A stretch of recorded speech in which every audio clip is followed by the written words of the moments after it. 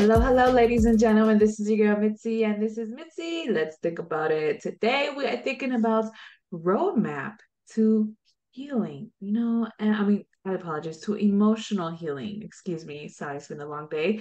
And I think this is very important to think about because when we think of our emotions, we don't really acknowledge that there could possibly be a roadmap to help us go through it, versus avoiding it or just pushing on headstrong, like how they always say. So, luckily for me, I have JJ here being my special guest who's going to share to me her perspective and hopefully we can keep picking her brain. So, thank you so much, JJ, for coming on the show. How are you doing today? I'm great. Thank you so much. I'm looking forward to our conversation today. Yes, yes, likewise. So I am curious, what does a roadmap to emotional healing really mean?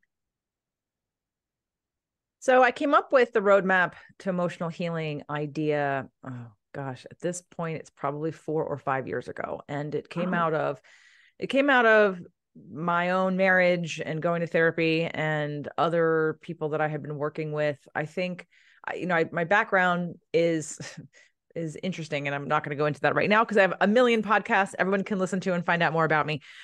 Let's just say that I've gone the gamut in terms of different areas of study and ended up from personal trainer to empowerment strategist. And that coaching and that emotional coaching and teaching people about law of attraction and empowerment happened while I was a personal trainer, but my clients at the time didn't actually care. They just really wanted diet and exercise. They didn't want to hear or talk about or look at anything emotional. But it didn't matter. I kept continuing to do it anyway. And so but I had a lot of male clients at the time. And again, when you're an observer of someone's patterns and habits, and you can see it so clearly, and they're unwilling to even look at it. And then the resistance of traditional talk therapy anyway, for most people, especially men, I had to really look at, well, why is that? And I end up coming up with a webinar, a free webinar. It's on my site. Anyone can watch it. It's free. It's called The 3 Reasons Why Talk Therapy is Ineffective. And one of the reasons it's ineffective, I'll give you a spoiler alert, is because there is no structure. And for a lot of men and some women, like the complaint for therapy, especially for a man, is I'm going to go and I'm going to talk to somebody. I'm going to pay someone to talk to them. And then they're going to ask me several times in that 50 minutes how I feel about that. And they're going to do that every time I show up. And I don't know where I'm going. And I don't know when I'm better. And I don't know what I'm going to learn. And I don't know how I'm going to be different. And I don't know what to expect. And I don't know where this is going. Therefore, in my opinion, one of the reasons why I think traditional talk therapy is ineffective is because it has no structure. And most people, especially men, but not all men, I mean, even women, want to know where the end point is or want to mm, know where the metrics are. How do I know when I'm different? When I'm different? What are we working on? What am I learning? And otherwise, I'm just going to come in and every week talk to you about what just happened yesterday that made me crazy. And then we're going to talk about that for 50 minutes. And I don't know that I'm getting anywhere with this. So I came up with the reason why most men don't, and women, like, why is it ineffective, is because there's no structure. And if there was and we need to make a roadmap. And I kind of created that roadmap for myself a long time ago, but it became more clear with some of the tools that I was learning to try to save my marriage. So I created this webinar, The 3 Reasons Why Talk Therapy is Ineffective. And then I created a course called The Roadmap to Emotional Healing. And I'll just tell you kind of what's in it, because anyone can do this work without taking my course, maybe not as effectively, but you can absolutely attempt to do it. The idea is, when you go into a doctor's office, regardless of what kind of doctor, because I'm not, I prefer my functional medicine doctors and integrative medicine doctors and acupuncturists and people that integrate a root cause of something, not just a symptom. But regardless of what kind of doctor you're going to see, they have to diagnose you first. They have to understand what's going on and make and like point to something and make a direction. You don't just go in and they throw the kitchen sink at you. Like, they go, what's the problem? Okay, let's identify the problem so I know what to do for you. What is it? Surgery? Is it medicine? Is it diet change? Whatever. So to me, it's the same thing, but I hadn't found the tool yet. The tool in what I do is the core wounds. It's looking at when you were born, from the time you were born until you're about 9 or 10, you start to assume and create interpretations of your caregiver's behaviors. And you have a ton of needs. You don't know what they are. You just know you need them. And you're in your life with your parents, or your grandparents, or whoever raised you, adoptive parents, brothers and sisters, cousins, grandmothers, whatever. And you don't have any of this language or these systems in your mind. So you're just making judgments and interpretations about A equals B plus, A plus B equals C. And it could mean that, well, in order to get love and attention, I have to do this. Or maybe when you do this, it means I'm not important enough. And so you're creating these core wounds that become the blueprint and the foundation for how you look at the world. And so for me, it's the most effective thing to go back and look at the core wounds as the diagnosis first. What are we even healing? What are we looking at? What's Yeah. the root of the problem? So then we can make decisions about what to do about it at every stage of growth and what that may look like. Wow, that's truly interesting. I think everything that you said was amazing in its own way because you hit on some great points. Like the fact that talk therapy really doesn't work. I need to go watch finish watching that webinar because, yeah, point one, hello, there is no structure. You're absolutely right. Many people, majority men, they like to have that beginning to end. I absolutely believe it. When you said it, it made more sense. Like, yeah, where am I ending with this? What's the whole point?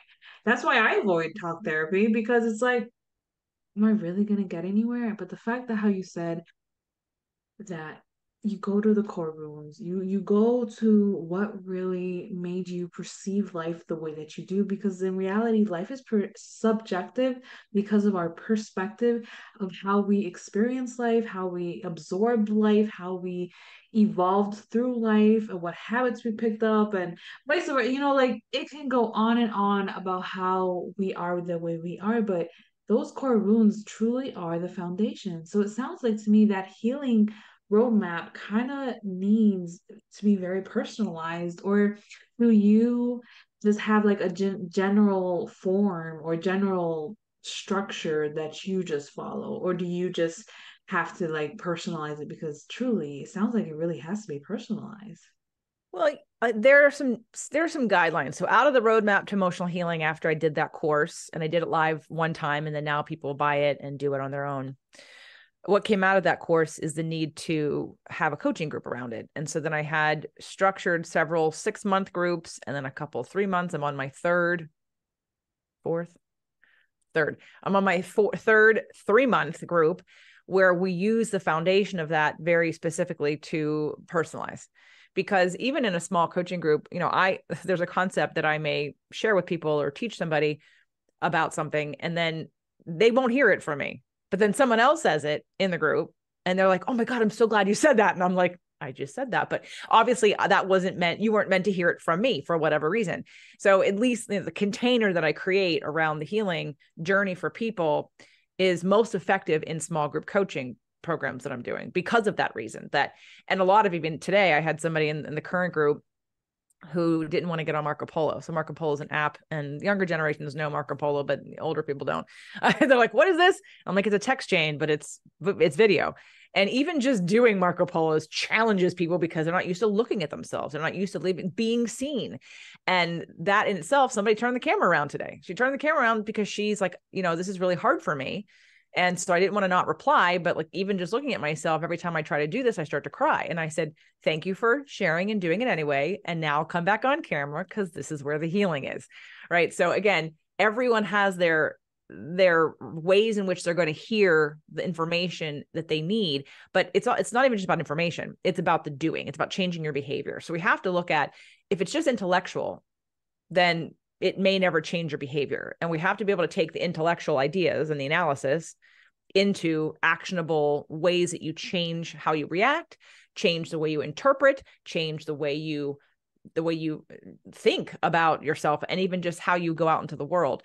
And so for that reason, it is very personalized, but there is a general, and I'll give you just a general, like once you figure out what your core wounds are, I ask people to create a map, and I help them make their very, very specific individual map. And the map looks like this. After you do this sort of 8-9 page core wound like exercise, from that, we extract the map. And the map is, here are my top 3 core wounds. So they might be devalued, abandoned, ignored.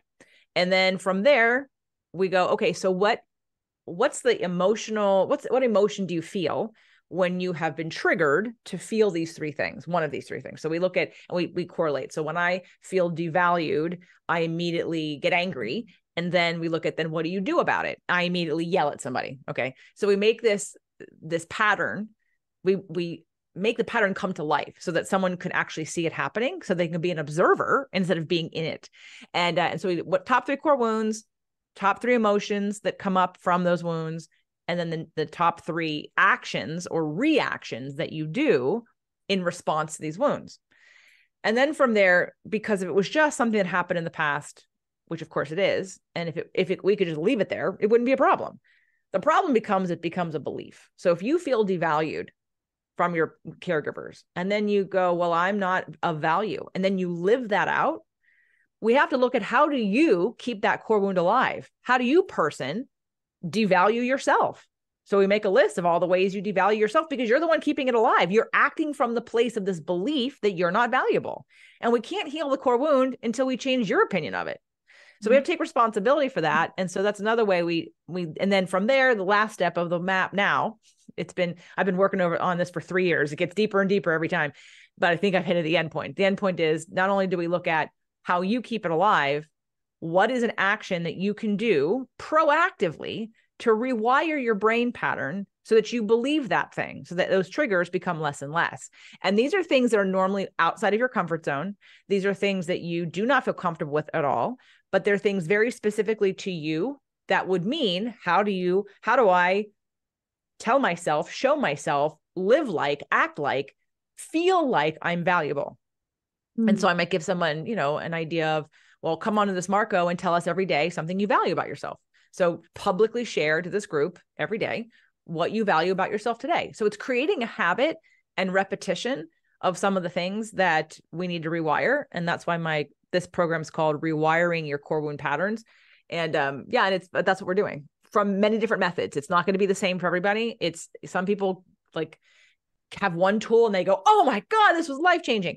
And other people are like, okay, yeah, that was fine, but it wasn't as good, and then other people go on this tool but it's just mapping out what's right for you. What are, if you had to guess what your healing journey looked like, let's make the map.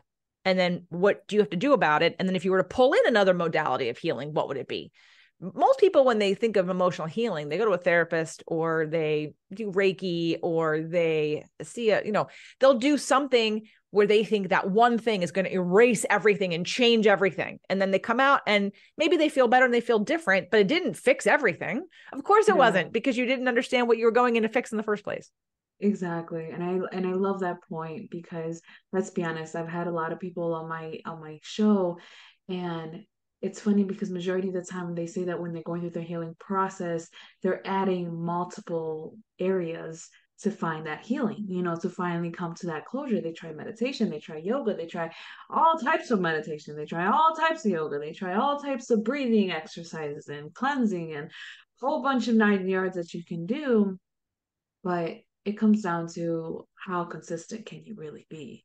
You know what I mean? Because it seems like consistency and that repetition is key to truly rewiring your mind from no longer believing that you're not valued, or that you're not enough, or that you're not worthy, or that you're nobody. Because those are the big ones that I constantly hear, within myself and within other people. And man, the list can truly go on. You know what I mean? Because we're all damaged in some type of way. So I'm really curious, JJ, when did you realize that this path, this walk that you're doing, helping others, when did you realize like this was for you? When did you have that moment and realize, wow, I'm truly making a difference?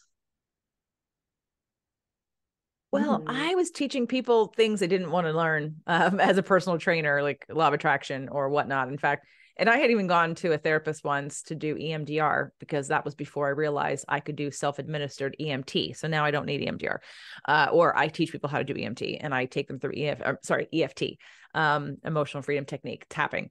But I had gone to somebody because I thought, oh, well, I need somebody else to do MDR with me. And I remember she was a therapist, probably she was the next to the last person. Maybe no, there were probably 2 people after her. And I didn't stay very long because it wasn't quite a fit, but I shared with her some law of attraction information. And I remember coming back like between sessions and having her say, this is amazing. I was like, yeah, you're welcome. I'm glad I'm paying you to help you like manifest better things in your life. Right. But so it's almost like our paths crossed for me to help her, not the other way around. Because I only stayed for 6 sessions because she didn't do EMDR with me. We did it like one time, 1.5. And I kept begging. I'm like, I'm here to do EMDR. And then she'd take me on this path of how, what's going on. And I would tell her what's going on. Next thing I know, it's an hour later, and I've been talking about what's going on yesterday. I'm like, that's not why I'm here. But she Yeah. kept, and it was her room. Um, so I guess I've been, at that time I was still a personal trainer. So I wasn't really, and I was still doing law of attraction with my clients that were mostly health trainers. But when I started my podcast, it's probably when Spirit, Purpose, and Energy came out into the world. I started my podcast with Fit to Love, and that was in 2014. And it was a 6-day-a-week show. And then I decided after 350 episodes and 18 months that it needed to be broken into different shows because it was too much content under one brand. So I was not being found more accurately. Like people who wanted astrology or spirituality weren't going to be able to find that on Fit to Love. They would, but they didn't know that. So I thought, okay, I need to brand this differently. And so then I rebranded 5 of the shows, and the first one to go out was Spirit, Purpose, and Energy of October of 2016. And that was a game changer because all of a sudden now people could find me. And all of a sudden everybody looking for what I was talking about just showed up. And it was this crazy 2 months of all of a sudden people binging all my content on that show, which at that time was probably less than 20 episodes, and them saying, oh my God, I want more. Where can I get more? This is changing my life. And I was like, oh, okay. So it was really kind of when that took off, and then being able to easily move people from my podcast into a Facebook group or onto my email list or into, a product or an offering or something. So that was probably when I really got that I wasn't crazy and that people wanted what I had and that I was speaking a language that they needed and they were listening. Because in my life, the people that I wanted to share with didn't care. So they wouldn't really respond the way I wanted them to. They also weren't asking. So here's a tip for everybody. Here's a quote, the JJ quote. If they're not asking, they're not listening. So don't shove information down someone's throat who isn't asking for your opinion because they're not listening. So don't try to rescue and help people who aren't asking for it. And so all of a sudden I was just putting it out into the world for the people that wanted it. And so of course they're looking for it and they respond very differently. And then from that, I started doing live events and have memberships and masterminds and the whole 9 yards. And so it just keeps going. And then this work, because these groups, I mean, I'm watching in front of my eyes, people changing. Like, I can't tell you how many times, especially doing the roadmap course into the rewire groups or into the 6-month group or into my empowerment strategist certification program. I mean, everyone, life-changing, tears. Oh my God, I'm happier than I've ever been, blah, blah, blah, which is why I had to finally come out with the 3 reasons why talk therapy is ineffective. I mean, I'm doing ads right now, which is uncomfortable, but I have to do it because I also am at the place where I recognize that I have something very powerful that people need, but they don't know me. And if I wait for them to try to find me, they may never find me. So I'm like, okay, I need to do some ads to put myself out there. But then of course you have the haters that don't know me, that aren't listening to the video, who aren't really reading the text, who all of a sudden see 3 reasons why talk therapy is ineffective and then want to persecute me. And I say, look, if you love your therapist and your life is different, this is not for you. I am speaking to the people who keep coming to me after 5 years, 10 years, 7 years of therapy and no change. And then 2 sessions with me and they're like, holy shit, my life is different. It happened enough times that I finally had to claim it. And I know it's controversial and I'm not trying to, there are some good therapists out there, but they're doing more than, how does this make you feel?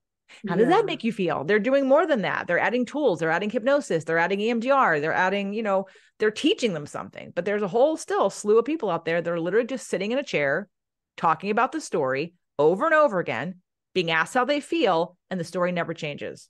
Yeah, exactly. I mean, I love your response.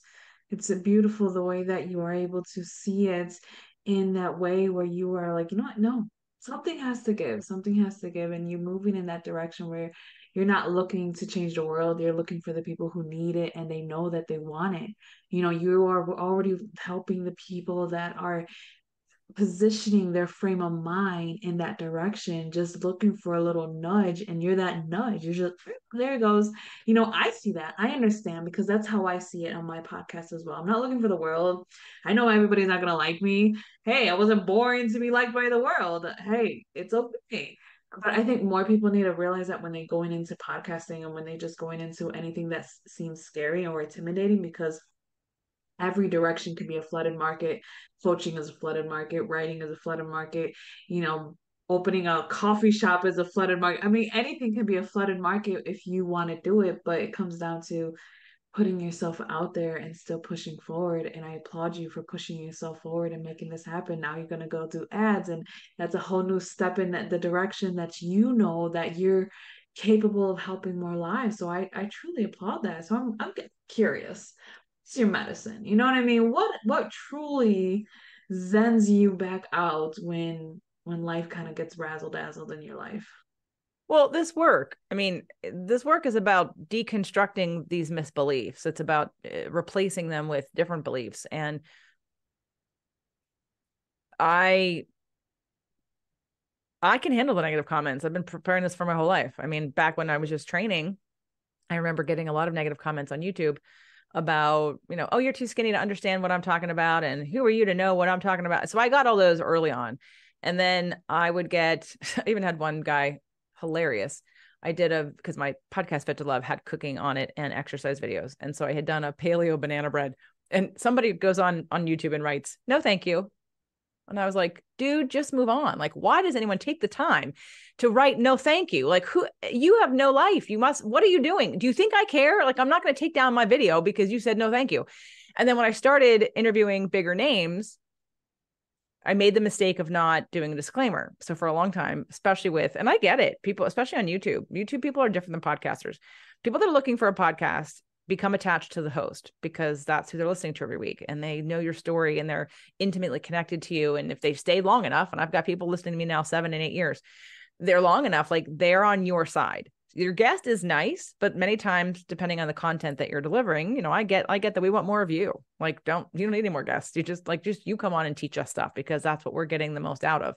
And so I don't ever really need guests because I always have a ton of content that I could put out there in the world. But on YouTube, so if I'm interviewing someone who's famous on YouTube and they're looking for that person on YouTube, and all of a sudden they meet me, like, who is this person? Why is she talking so much? Can she shut up? Can you just have the other person talk? You're so rude. Who do you think you are? Let the other person keep talking. They're the famous person.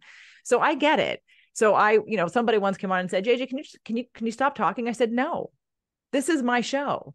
I pay for it and bring it to you for free. You're welcome. So Right. I now started saying, like a couple of years ago, welcome to the show. If you're finding us on the podcast, we did a video, come over to jjflizanes.tv and see the video. If you're here on the video and you're on YouTube and you found us because you're searching for such and such, hi, I'm JJ. This is my show. What does that mean? I'm going to talk. If you don't like me, totally cool. Such and such, where can they find more of you if they don't like me? And so that's my spiel every time for my videos and it's really helped people not leave negative comments. And again, I don't care. I delete them anyway, but it's that idea. It's that idea that, so I've been training for this, but this is part of doing the emotional work, like being able to understand that someone who's criticizing you, who doesn't know you, it's not about you. And even if they do know you, it's still not about you. And that's the emotional work, to be able to recognize when somebody, like all those angry comments, I understood they don't know me. They're not coming on to find me. So they're like, who is this? Shut up. Okay. So I address that. So now I barely get any negative comments because I tell them up front, if you don't like me, I don't give a shit. Go find, if you want more of that person, they have a YouTube channel, they have a Facebook page, they have a website, go find them. So, exactly. But again, the reason why people don't put themselves out there is because they're afraid of being criticized. But that is just showing you the mirror of your own wounds.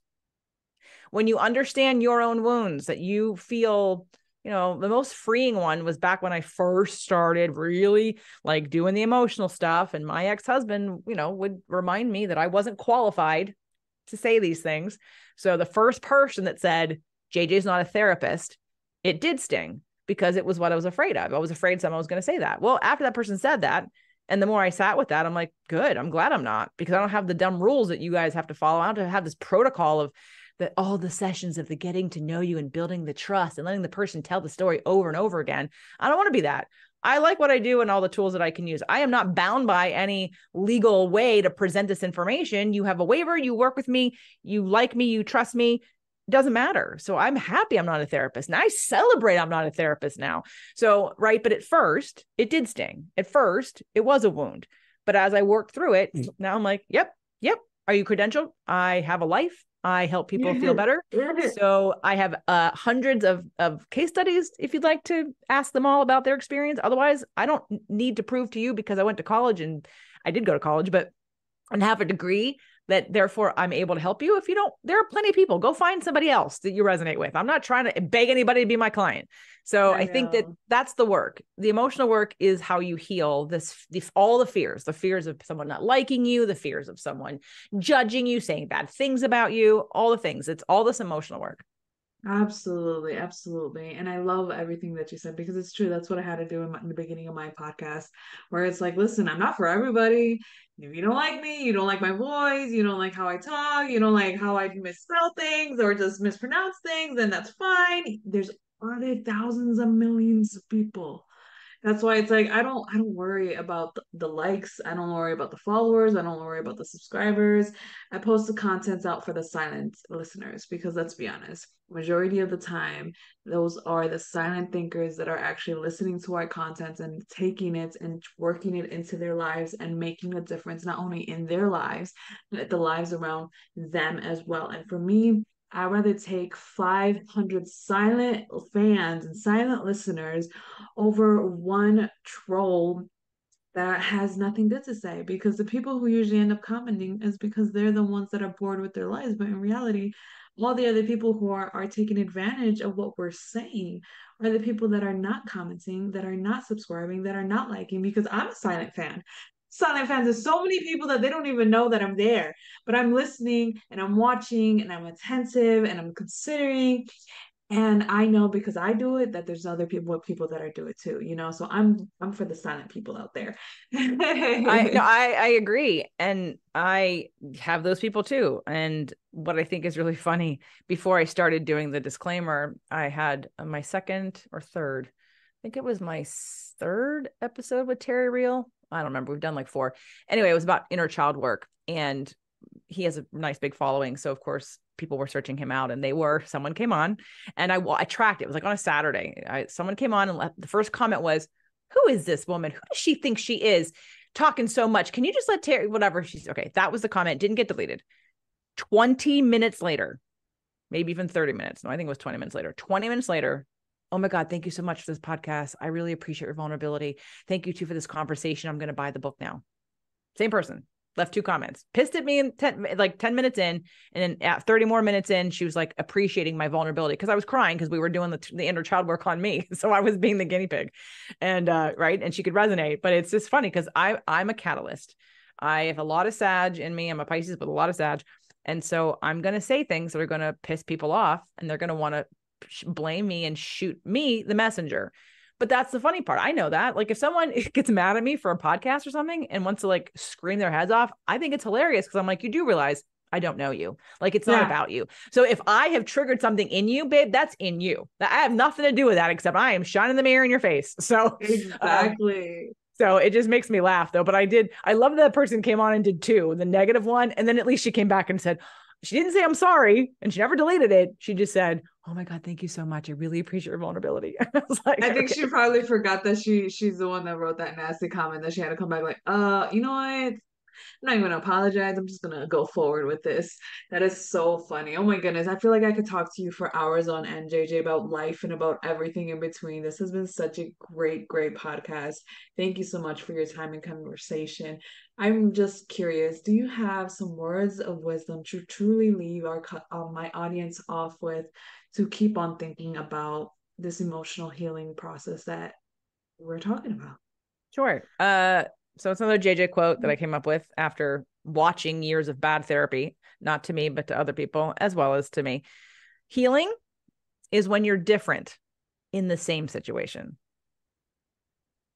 not leaving the situation that is upsetting to you because you take you with you. I'm not saying you stay if you have a bad marriage or a bad job or whatever, but if you keep repeating the same pattern over and over again, just know it's because healing is inside, not outside. It's not about conditions. It's about you being able to be different in the same situation. That's when healing occurs, not when you just manipulate and try to control the world around you. I love it. Mic drop. I need to get a mic so I can just drop it for these moments because goodness, that was beautiful. I love that. If y'all ain't thinking by now, you are wrong? What's wrong with you? What is wrong with you? You need to be thinking about this because this is truly such a great thing to really think about. And you really brought some knowledge. And if anybody's out there is curious to know more about JJ because she was talking more and you want to know more about her, please, please, please go check her out. I have her lovely photo on my website along with her website. Just click it. You can see all of her credentials, all of her fun people who have acknowledged who she is as an individual and what she really can do for you, as well as, just her out. I'm telling you, I checked out her website. It's really cool. It has a lot of great content. You should check it out as well as her podcast because this is free content, right? Free content Yeah, I have a for lot free of free way content. to figure freaking yourself out because in all actuality, if you're listening to this, you're trying to figure yourself out. You're in this self-healing love journey and it requires to branch out. So thank you for branching out. And always, always, always keep thinking, y'all. Bye.